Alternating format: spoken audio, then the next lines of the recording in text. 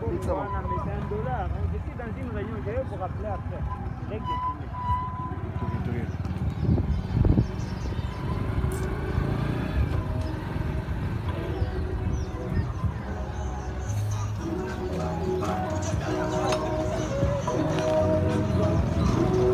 Kali. Hey! Vai você conteste, hein?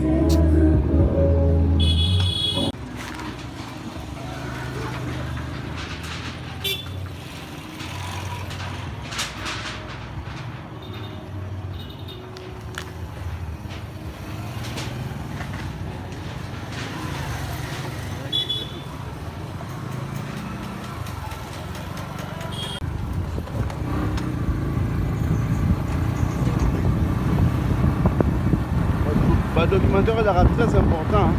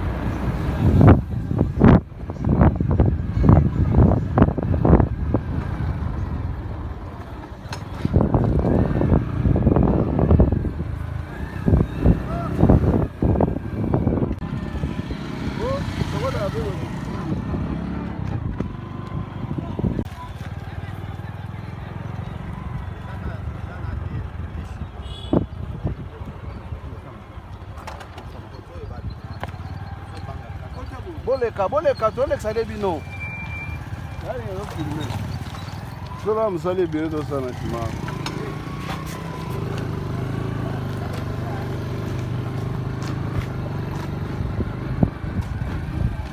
Raso da mailo wala kinde. Yango ta makela. Ah, moto mo mbeko taka. Sembule beki wa kosa wa yawa. Sikolo ba. Ah, je vais venir moto mo mbeko ta. Mais il faut avoir un jeep.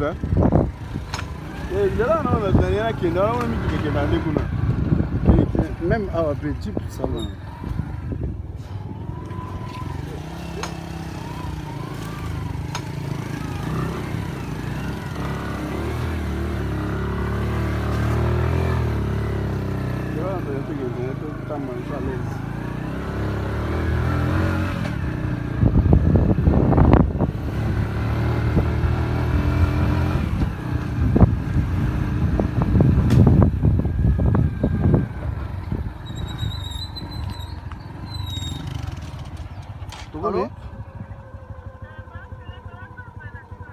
Si tu as commis déjà, tu as commis paiement. Tu as quitté la savane.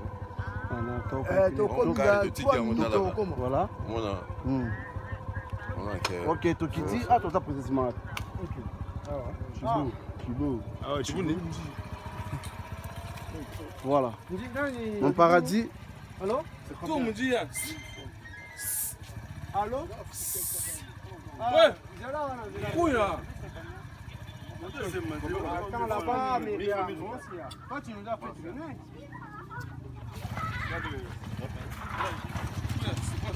Voilà, mon paradis. Ah, Tozo Kende Wapi précisément. Bon, toujours qui est dans le centre de santé, donc on a la photo. Oui, les gars, on a dengue, il y a un objectif, il y a ma ville, mon paradis. Donc, il faut une action et ça, on dit que tout ça plus théorique. Exactement. Donc, on a qu'en termes de centre.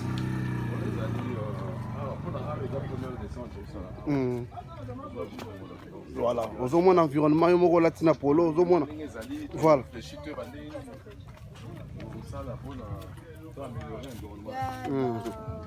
Voilà. Bon, merci beaucoup. Toko tano nesika toki. Et puis te banini toko sola na suka. Voilà, voilà. Yango saleli moto na moni. Saleli moto hein. Car moyen côté zaté. Comme ça on a utilisé chemin moyen simple quoi. Ok, exactement. Parce qu'avec ma moto ça nous permet d'aller partout. Bon, merci beaucoup, à bientôt. Ok.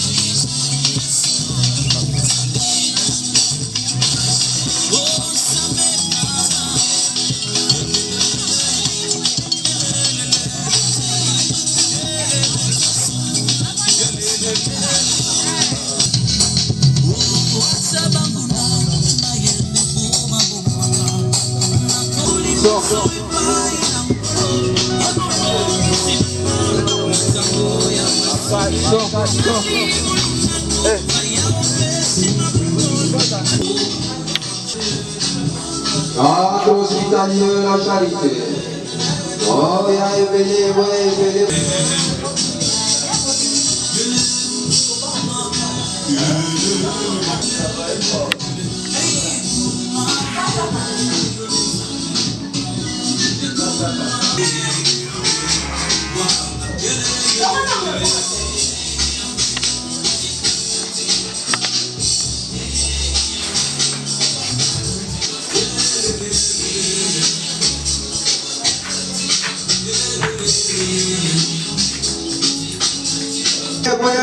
Ouais, Ebele. Ah.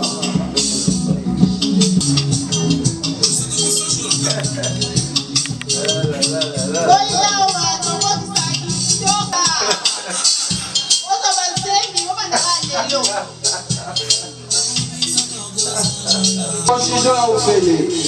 Examen général à Ophélie. Consultation. Wana ezali eloko oyo ya kotombola quartier na biso. Centre hospitalier La Charité.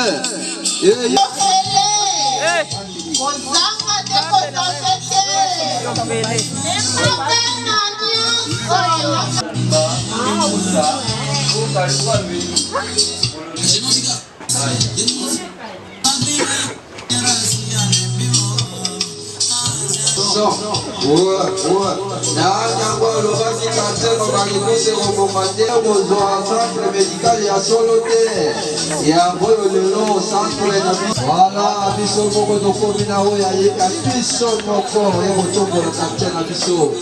Bapapa namina oyoki moto mpasi komata lisusu kobate depa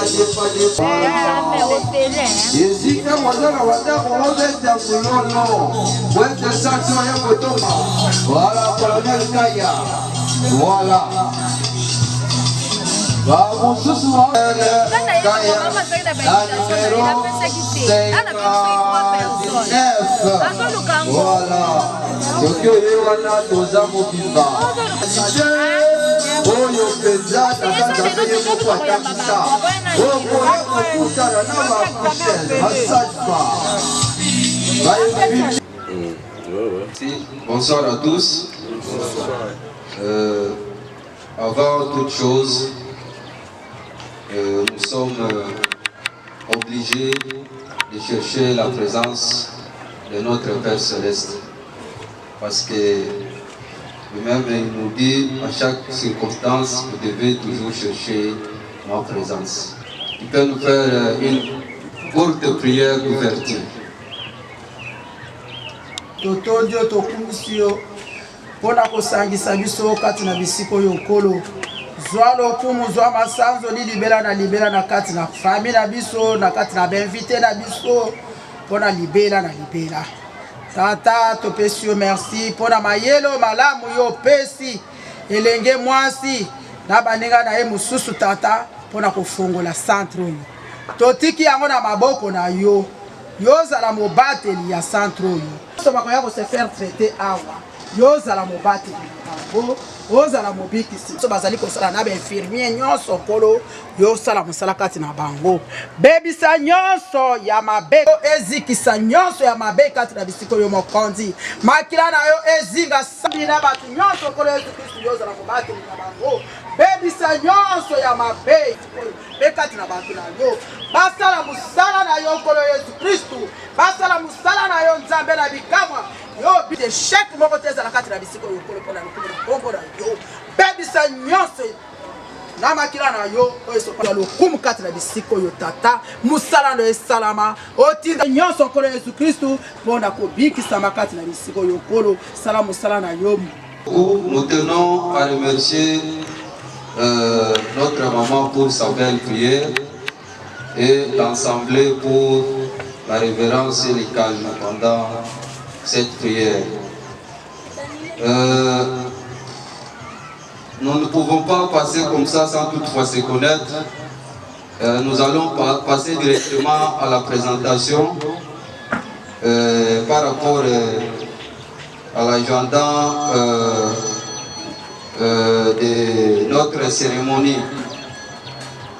Nous demandons à tous les invités de se tenir debout. Si vous êtes là, vous allez se lever afin que l'Assemblée puisse vous voir. Le public le voit. Lorsqu'ils se mettent debout, nous allons acclamer pour notre chef de quartier. Merci beaucoup. Nous demandons aussi avec honneur au président de l'ONG VIPA et sa délégation de se mettre debout pour que l'Assemblée les voie. Acclamons, s'il vous plaît. Voilà, merci beaucoup. Nous demandons également au médecin chef de zone de la santé Evinza Météo, s'il est là, il peut aussi se mettre bien l'Assemblée et autres personnes le voient.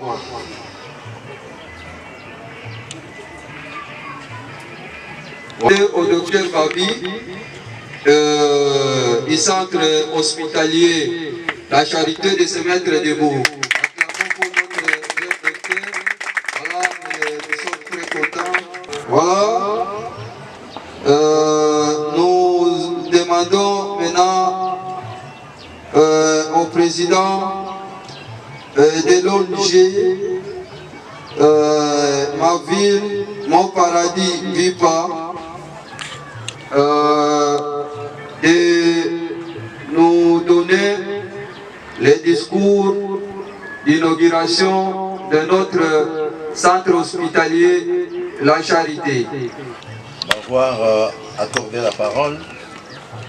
Je pense que je vais parler en lingala pour une large compréhension. Et d'ailleurs, le français, ce n'est pas notre langue. C'est mieux que tout le bana lingala pour écouter la batunyoso bayoka. La kanisi, la liboso, to remercier bino, na ndenge bo présenter, to na ndenge bo répondre na invitation na biso ya mokolo lelo. Na kanisi bomoni babilamba to latina ba bekoti ba komi ma ville mon paradis. En sigle VIPA. Ma ville mon paradis. Paradis toyo kaka kaka ndenge ba pasteur ba te ya biso ke paradis kitoko ezalaka. Na paradis l'ennemi bazalaka te. Na paradis nzala ezalaka te.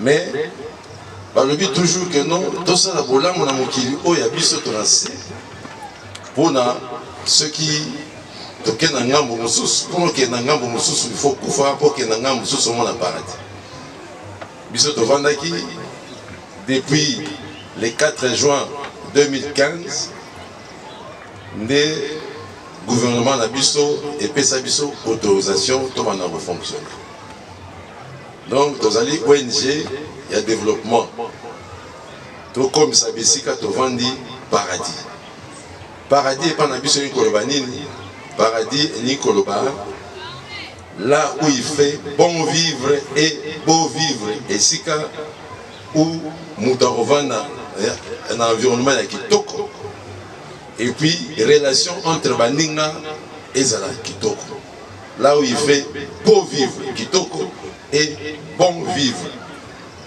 environnement tozali parce que ba ONG za bandenge belé ba ONG mosusu ezali pour na droit de l'homme ba ONG mosusu ezali pour na promotion ya bana basi mais biso tozali na cadre ya environnement ezali esika biso tovandi esika biso tovandi ezali ka balupangu te babalabala te mais ezali pe na bato oyo tozovanda na bango esika moko ndenge tolobi que ça fait depuis 2015 les tozali coexister les lots tozali 2022 donc pratiquement 7 ans tozali coexister 7 ans il fallait toya ebele ce que toyaki ebele na place oyo pour appuyer parce que tozali na ba commune nyonso toyaki na président ya Vipa ya commune ya Baruma donc yem tazo gérer commune ya Baruma c'est tellement na bango na lisusu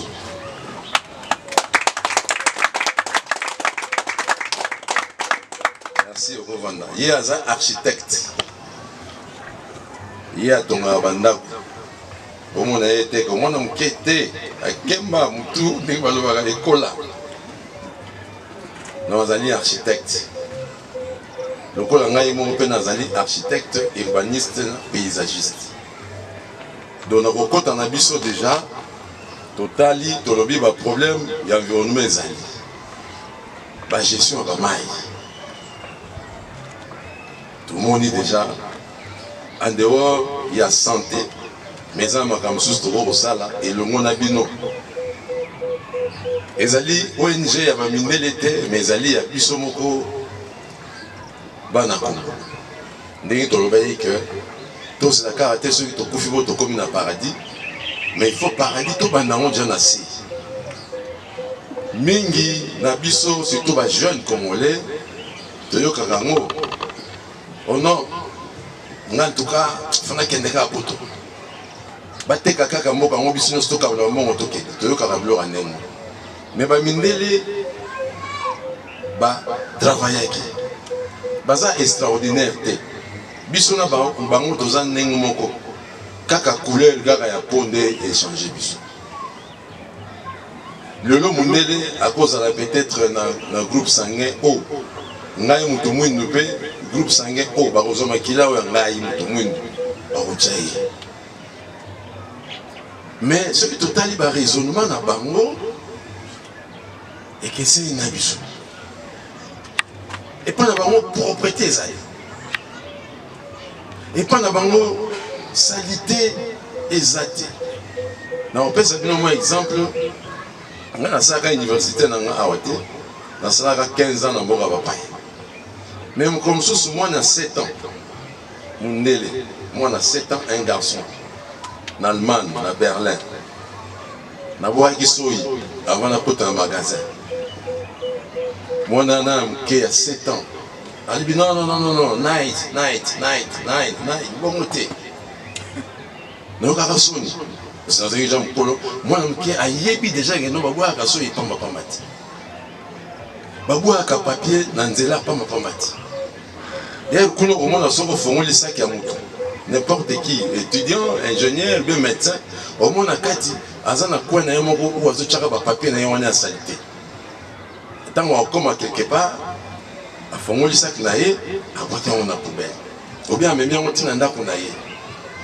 tomei kotala mwa biloko wana tomoni baza na bango extraordinaire te nini ezangi biso tokoka kotransforme baenvironnement na biso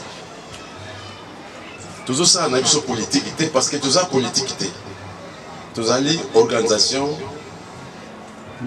non gouvernementale de développement na politique mpe tokokota te mais tokoki koteya bapoliticien bakomona ah bango wana ndenge comportement yango ezali ya bien yango tolobi paradis oleke bajeune bakendanga poto mpona kotraverse mer méditerranéen baafricain bazokufa na mai parce que afrique na europe mer mpekaboli biso mais tala ndenge bato baza kokufa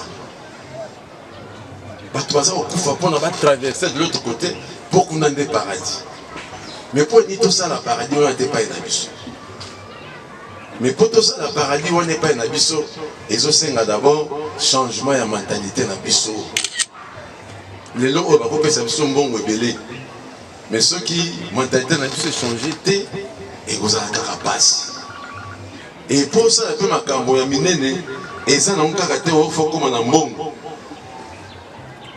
richesse liboso oyo nzambe apesi na moko na biso c'est l'intelligence à partir ya intelligence na yo okoki kotransforme mokili mbongo yaka nango se lelo so tokomosala eloko ya bien bato bakopointe biso de doigt bakoloba ah eloko boya topesa bango parce que bango basalaka bien donc mbongo eyaka nsima ndenge nayebisaka baétudiant parce que naza molakisi batangaka te mpo na mbongo parce que bajeune mingi ya biso lelo bakomotanga mpo na mbongo batangaka mpo olingi eloko wana ntango ozolinga eloko wana okosala yango bien ntango okosala yango bien bato batie yo ka e bato wana koya kosolicite yo mpo na domaine wana yo osalaki nga nazwaka toujours exemple ya papa wemba mpo biso ntango tokolaki tolingaka tozala lokola papa wemba ndenge atambolaka ndenge alataka mais papa wemba abandaka d'abord kosala musique na ye na bamikro kutu oyo ndenge nazolobela te mais tala ndenge asalaki développement tellement alingaki eloko wana bien ti aye kokoma mutu oyo bato nyonso mokili mobimba tala mokolo ye akufaki ekoinsidaki na réunion na Nations Unies mais bakonzi nyonso ya mokili oyo bazalaki kuna batelamaka mpona 1 minute de silence mpona congolais wana na misiki na ye oyo asalaki asangi na université te mais tellement alingaki eloko wana ti akomaki na niveau oyo ye akomaki et depuis avant-hier gouvernement congolais esombi ndako na ye na 750 000 $. Donc Amazon mwasi na ye basignaki contrat lobby na ministre ya culture mpo ndako na bango ya papa wemba ekoma musée mbongo ekoya na Congo mpona nini bato balinga baya kotala papa wemba afandaka wapi mbetu nini aza kolala donc tala exemple ya moto oyo abandi na eloko te bazobeta batamtambe ya manzanza biso toolanda bango po asala conseil fois akende kodefa meme elamba ya mwana moko ya riche kuna alataka bien mais tala parcours na ye ti akomi ndenge ya komi wana donc eloko tosali na quartier oyo na peu de moyens mais nzambe akosala que ekosunga bato de eloko aboye la charité centre hospitalier ndenge ye na quartier c'est un élément positif parce que soki moto abeli pembeni ya quartier a bakokende nanga kobima soki wapi te me bakoyana donc tobatela eloko oyo malamu nzambe akotaka toujours na mutu nzambe akoti na mutu po asala eloko moko boye mais okomona que ekoprofite mpona bato nyonso biso na ONG na biso toza na baaspect ebele donc toza koinstalle ONG na bacommune nyonso toza na Barumbu toza na Selema, toza na Bumbu, toza na Masine, kala mingi te toza ko installer ONG na biso na Ngalema. Toza ko installer ONG na biso na Ngalema. To fonctionnera ndenge ndenge. Na kati ya commune toza na président communal. Président communal il a travaillé dans le secrétaire communal, dans le trésorier communal, parce que ONG a vécu dans la cotisation. N'a pas don, n'a pas aide de route, n'a pas paye. Et puis dans l'activité, ONG a coproduit. Dans le cadre social, par exemple, membre de la Koufeli, Togoya, Toya Kosuka. Membre de la Beli, alors il va se faire traiter parce que Azama les lots de Sali, les uns peut-être Mingezangi, mais tu ressens l'effort que tu as n'a pas pareil et coquille, n'a pas métro et coquille, pourquoi pas quoi grandir et en paix.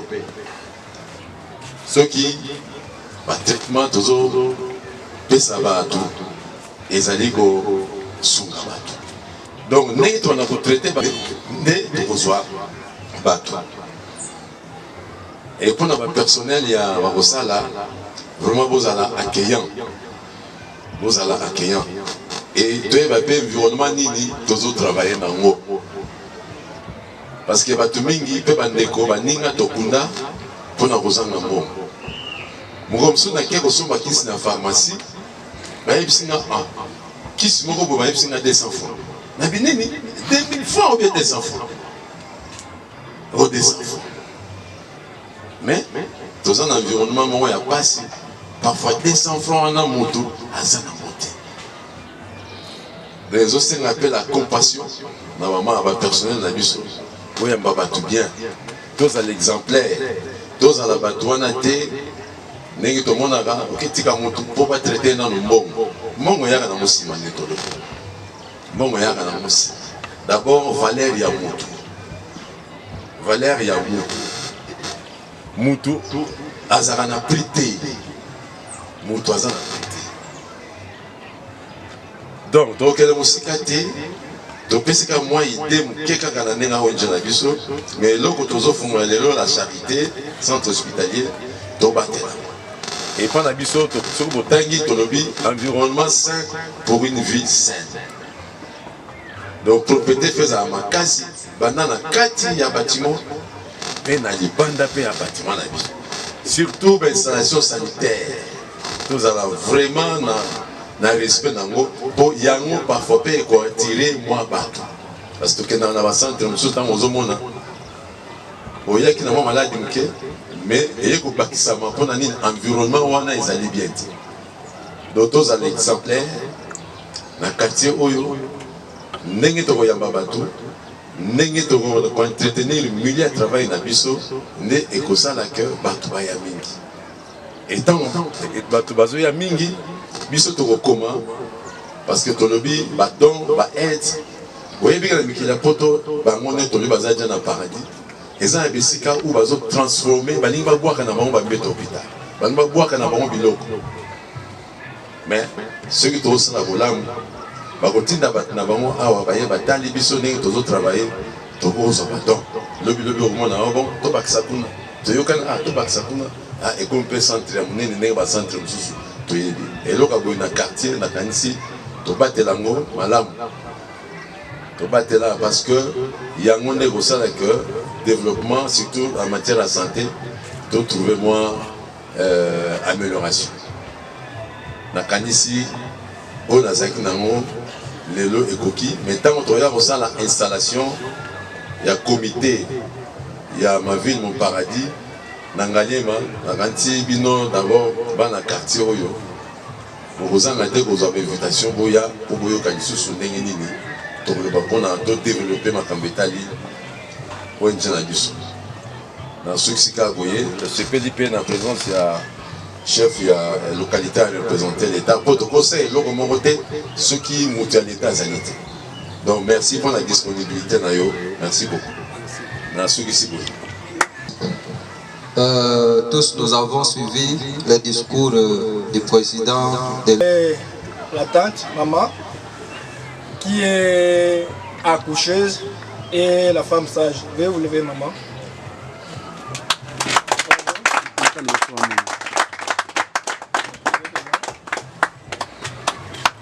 Juste pour vous signaler qu'il y a une des infirmières qui est urgentiste.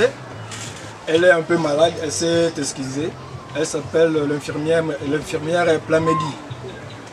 Et de là, je pars présenter l'infirmière Igor, qui lui est très rodé en chirurgie. Je vais vous présenter.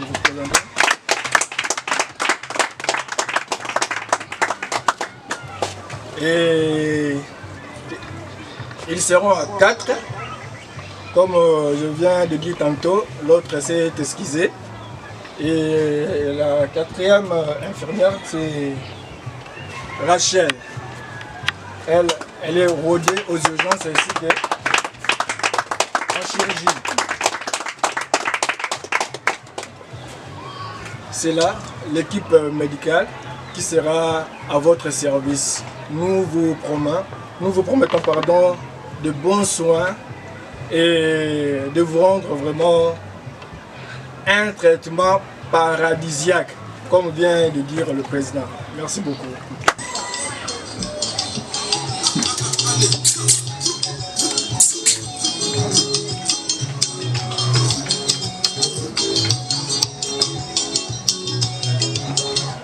Représentant au bourgmestre Azo Kata Kispa Riba. C'est bon, chef, tu es là-bas. Au nom de notre gouvernement de la République du Congo, je fais une réponse symbolique de la ONG. Ma ville, mon paradis, de mon quartier, de Banki, tout ça. Merci beaucoup. On applaudit. Ok, applaudissez, merci beaucoup. Voilà, là maintenant, nous pouvons maintenant accéder tous et entrer à l'intérieur, voir la capacité de notre centre hospitalier dénommé La Charité, qui est venu, n'est-ce pas, qui est un développement pour nous dans notre quartier, Mabagekoussa. Voilà, c'est le représentant des bourgmestres et le président qui entre. Oui, bien noté. Ok. Voilà. Ici, ça sera... Là, vous pouvez, parce que vous pouvez vous présenter. Ici, ça sera l'office de laboratoire, ainsi que le niveau de consultation de médecin. Tu as un micro, tu as ta musique, tu as ta musique. Tu as un micro, tu as ta musique. On a la pharmacie. On signe pas pour nous ici. Présentez vraiment. Oui, l'hospitalisation pour le malade, toujours pour l'instant. On a 3 lits, mais ce que le président a dit, donc avec le temps, on va agrandir.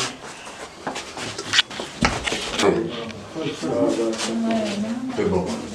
Ici, ça sera une salle d'observation. Ceux qui seront opérés, ils pouvaient être observés de l'autre côté ici. L'objet d'une salle d'observation. Après intervention, le malade sera ici pour l'observer. Enfin, dans le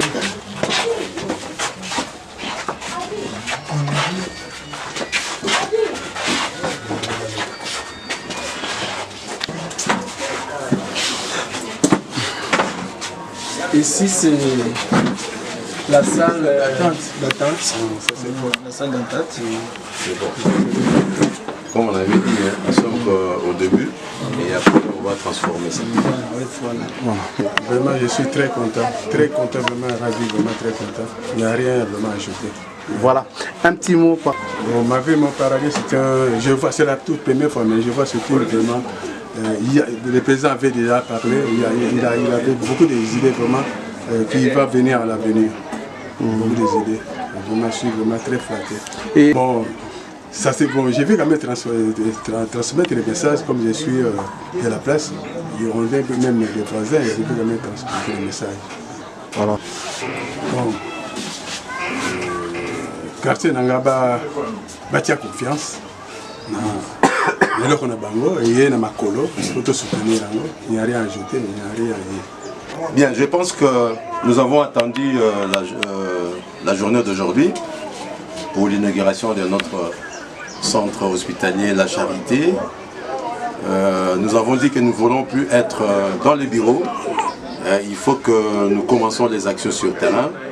Et c'est parmi nos actions. On n'est pas toujours là dans la lutte contre des érosions, mais également nous voulons faire quelque chose en termes sociaux pour aider la population congolaise et en général et la population chinoise en particulier. Nous devons savoir qu'il y a un déficit énorme en ce qui concerne les équipements sanitaires. Donc ceci vient pallier ou aider les gouvernements à pouvoir améliorer les conditions sanitaires de la population. Donc nous ne pouvons que demander au personnel et aux gens qui viendront se faire soigner ici de garder jalousement ces bijoux. Et comme j'avais dit dans le discours, c'est une première et il fallait inaugurer, il fallait commencer quelque part et après avec le temps nous allons pouvoir améliorer et ajouter ce qui manque. Et je dis encore une fois que nous devons garder ces bijoux, cet équipement et ça va dans l'amélioration de notre condition de vie. Merci. Voilà.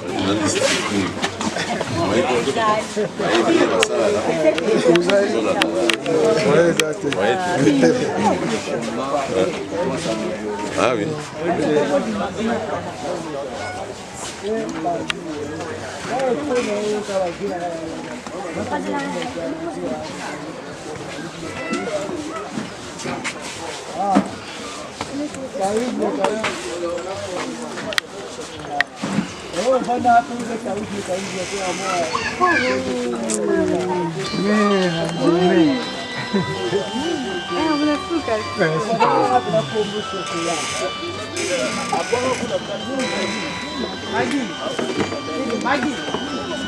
Vimpa aza pe na mutuelle de santé.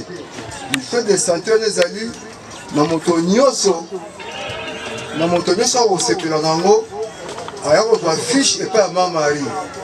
Mutuelle de santé ezali moto kopesa cotisation na bino ozala na mbongo te ntango mwana aza malade ntango opesaka cotisation na yo oye kozwa traitement awa enfin tokoyeba soki tokosala tobenga yango mutuelle de santé. En plus de te remercier bakonzo bayabaki biso awa bozelaka mwa mai ya bololo ezoya naka mwa mai ya sukali ezoya po tokabolaka mwa nini bokende te.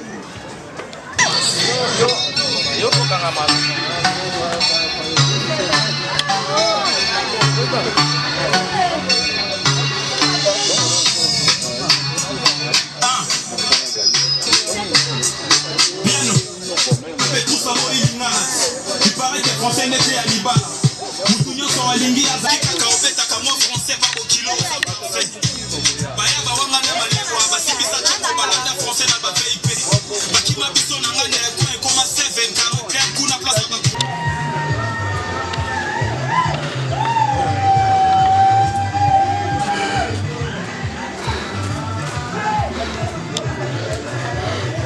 Parce que le mieux, parce qu'on voit les coins. C'est un coin vraiment reculé. C'est bien aussi pour qu'on sache que nous ciblons des coins.